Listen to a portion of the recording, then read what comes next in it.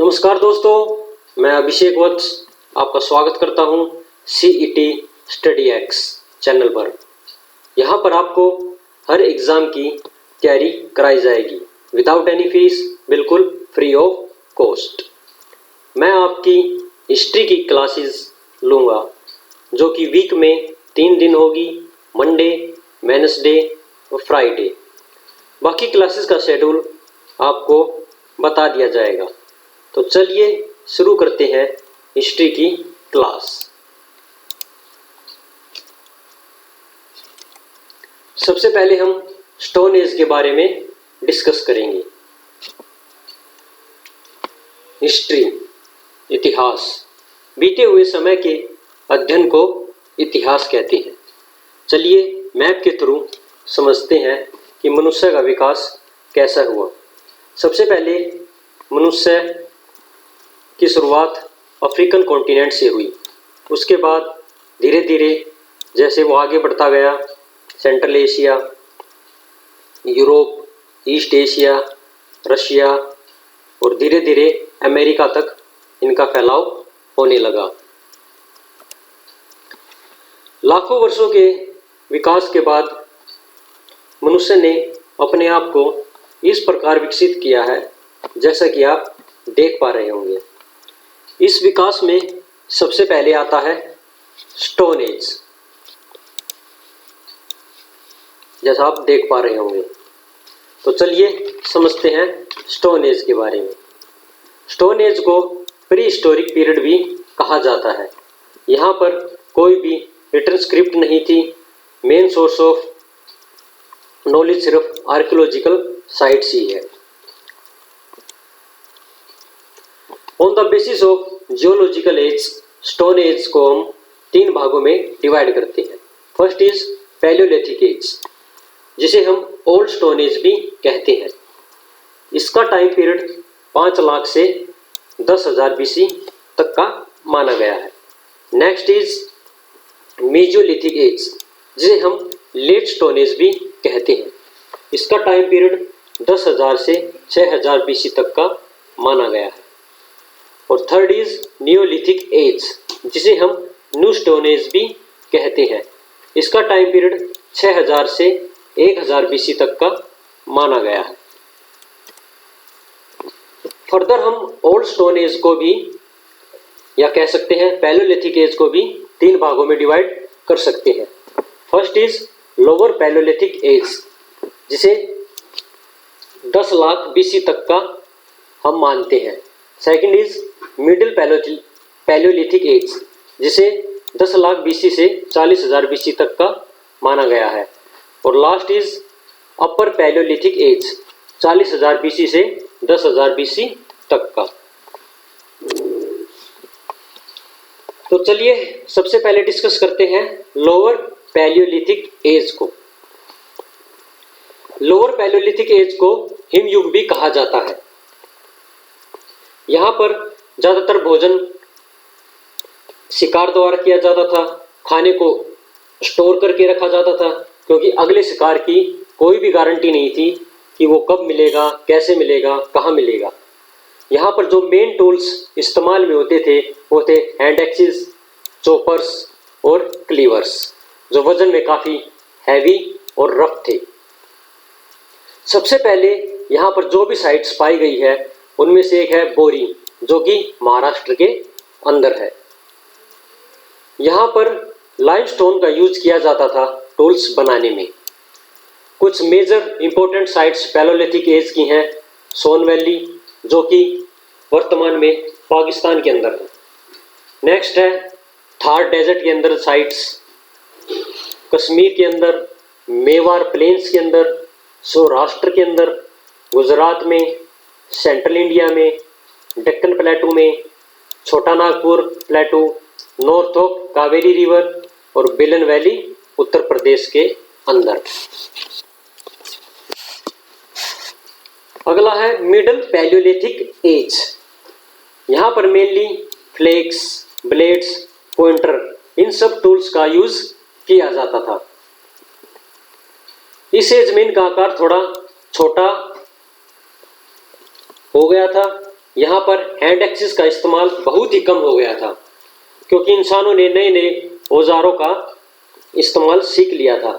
इस एज की कुछ इम्पोर्टेंट साइट्स हैं: बेलन वैली उत्तर प्रदेश के अंदर, लूनी वैली राजस्थान के अंदर, सोन और नर्मदा रिवर, भीमबेडका जो कि मध्य प्रदेश में है, Potwar प्लेटू between Indus and Jhelum river, और सेंघाऊ केव नियर पेशावर आज के समय पाकिस्तान के अंदर। Next is upper palaeolithic as.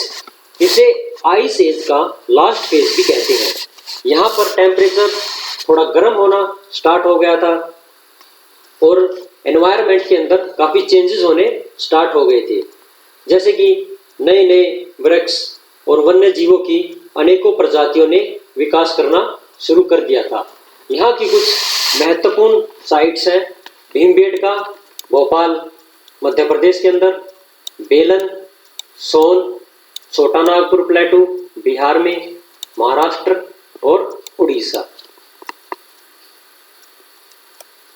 ये कुछ टूल्स हैं जैसा कि आप स्क्रीन पे देख पा रहे होंगे, जिनका इस्तेमाल ओल्ड स्टोन एज में किया जाता था। इनको आगे से शार्प किया जाता था ताकि शिकार करने में आसानी हो। ये कुछ और टूल्स हैं जिनका इस्तेमाल किया जाता था, जैसा आप देख पा रहे हैं: चॉपर्स, हैंड एक्स, क्लीवर। और इस प्रकार से किसी भी बड़े जानवर को घेरकर उनका शिकार किया जाता, क्योंकि ये साइज में काफ़ी बड़े होते थे, तो इनको झुंड बनाकर इनका शिकार किया जाता था बड़े बड़े पत्थरों द्वारा, जैसा कि आप देख पा रहे होंगे। हमारा अगला पीरियड है मीजोलिथिक पीरियड। मीजोलिथिक मीजोलिथिक एक ग्रीक वर्ड है जो मीजो और लिथिक से बनकर बना है, जिसमें मीजो का मतलब होता है मिडल और लिथिक का मतलब होता है स्टोन। इसे हिंदी में हम मध्य पाषाण काल भी कहते हैं। चलिए इस युग की कुछ विशेषताओं के बारे में देखते हैं। इस काल की शुरुआत में तो इंसान मुख्यतः शिकार पर ही निर्भर रहता था, लेकिन जैसे जैसे वह नए आविष्कार करता गया, वैसे वैसे वह पशुपालन और कृषि पर भी उसने ध्यान देना स्टार्ट कर दिया था। पहला जानवर जो इंसान द्वारा पाला गया वो एक कुत्ता था, लेकिन हमें साक्ष्य मिलते हैं कि यहाँ पर भेड़ और बकरियों का भी पालन किया जाता था। इसी कालखंड के अंदर मनुष्य ने अपने परिजनों का अंतिम संस्कार करना स्टार्ट कर दिया था। इसी पीरियड में जानवरों की खाल द्वारा बनाए गए वस्त्र मनुष्य ने बनाना सीख लिया था। पहली बार चित्रकला के सबूत भी इसी पीरियड में मिलते हैं। यहाँ पर मेनली जानवरों के चित्र, शिकार के चित्र, नृत्य आदि की चित्रकलाएं प्राप्त हुई हैं, जिन्हें पत्थरों व चट्टानों पर नक्काशा गया था। कुछ महत्वपूर्ण साइट्स देखते हैं। पहली साइट्स है बैगोर, जो कि राजस्थान के अंदर है। यह भारत की सबसे बड़ी मीजोलिथिक साइट्स में से एक है। बैगोर कोठारी नदी के ऊपर है, जहां से जानवरों की हड्डियों और कंकाल प्राप्त हुए हैं। सेकंड है आदमगढ़, जो कि मध्य प्रदेश के अंदर है। यहाँ से पशुपालन के प्रमाण मिलते हैं। नेक्स्ट इज लांगनाज, जो कि गुजरात में है, और बिहारनपुर, जो कि वेस्ट बंगाल के अंदर है। यहाँ पर राइनोसोर्स और ब्लैक बग्स जैसे जानवरों की हड्डियों के अवशेष मिलते हैं। इसके साथ साथ मानव कंकाल भी यहाँ पर पाए गए हैं। लास्ट है लांगनाज और कैमू रीजन। लांगनाज और कैमू रीजन, यहाँ पर मिट्टी के बर्तनों के अवशेष मिले हैं, लेकिन ज़्यादातर देखेंगे आप मेसोलिथिक साइट्स पर वे एब्सेंट ही है। हमारा नेक्स्ट टाइम पीरियड है नियोलिथिक पीरियड। सेम मेसोलिथिक की तरह नियोलिथिक का भी कनेक्शन ग्रीक वर्ड से ही है।